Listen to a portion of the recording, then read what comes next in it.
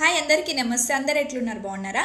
So Karnataka రాష్ట్రం బెంగళూరు హొస్కోటె నుంచి 15 కిలోమీటర్ల దూరంలో ఉన్న కంబలీపుర కెంపాపుర అనే రెండు గ్రామాల మధ్య కొలువైనటువంటి కాటేరమ్మ తల్లి గురించి ఈ వీడియోలో మనం కొన్ని విషయాలు తెలుసుకుందాం. వీడియో ఎవరు స్కిప్ చేయకుండా చివరిదాకా చూడండి. అమ్మా శక్తిపీఠం కాటేరమ్మ దేవస్థానం ఈ మధ్య కాలంలో చాలా ఫేమస్ అయిన దేవస్థానాల్లో ఈ దేవాలయం ఒకటి అని కూడా చెప్పవచ్చు.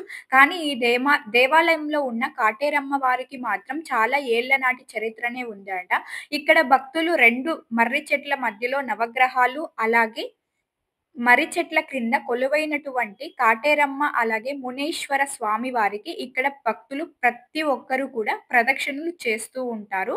కాటేరమ్మ దేవి 350 సంవత్సరాల నుంచి మర్రి చెట్టు క్రింద కొలువై ఉన్నారు అని చరిత్ర ఉంది. సో కోరిన కోరికలను 9 వారాల్లోనే నెరవేరుస్తూ ఉంటారంట కాటేరమ్మ తల్లి. ఇక్కడ భక్తులు 9 వారాల పాటు పూర్ణ ఫలాన్ని సమర్పించుకోవటం వల్ల వారికి ఉన్న సమస్యలు, అలాగే కోరికలు ఖచ్చితంగా నెరవేరుతాయట.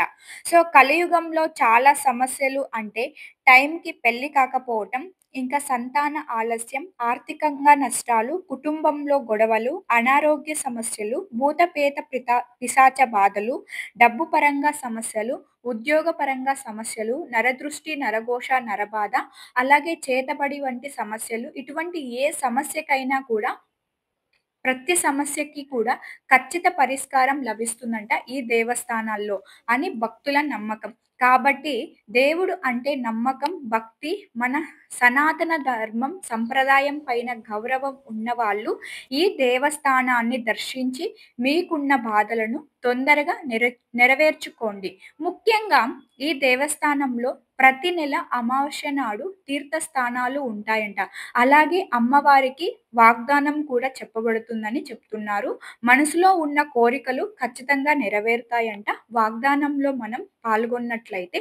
అలాగే తీర్థస్థానాల్లో మనం తీర్థ స్నానం చేయించుకోవటం వల్ల దీర్ఘకాలిక చర్మ వ్యాధులు, అలాగే గర్భకోశ సమస్యలు, సంతాన ఆలస్య సమస్యలు వంటి వారికి తొందరగా పరిష్కారం లభిస్తుందంట. ప్రతి అమావాస్య పౌర్ణమికి జరిగే హోమంలో పాల్గొనడం వల్ల నరదృష్టి, నరఘోష, నరబాధ, అలాగే శత్రునాశనం జరుగుతుందంట. ప్రతి అమావాస్యకు ఎండు మిరపకాయల హోమం, ప్రత్యంగిరాదేవి హోమం ఇక్కడ ప్రత్యేకత అట. ముఖ్యంగా ఈ దేవాలయంలో ప్రపంచంలోనే నెంబర్ 1 స్థానంలో నిలబడిపోయి మహాప్రత్యంగిరాదేవి 252 అడుగుల శక్తిపీఠం త్వరలోనే విగ్రహ స్థాపన కొరకు పనులు జరుగుతున్నాయట.